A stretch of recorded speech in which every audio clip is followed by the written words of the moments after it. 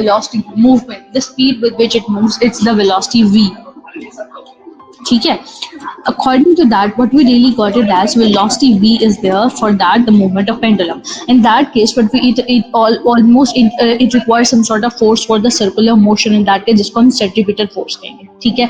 अब centripetal force जैसे कि हमने पहले देखा था कि जब आप circular motion में किसी चीज को move करते हो तो it is just going to move inside. ठीक है. Inside हमारे पास जो central rotation है, it is going to move the object in the circular motion. Likewise, when we just talk about the movement of the bob, in that case we will simply say that it is just going to allow the movement in the circular path.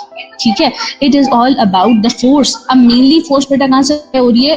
इस point से. ठीक है. This is the central main point. According to that, the upward force is acting right here. This upward force, when we just got it as, it simply says that the force acting on the bob, एक तो हमारे पास होगी W, इसका weight, जो कि हमारे पास क्या है, W equals to mg, right?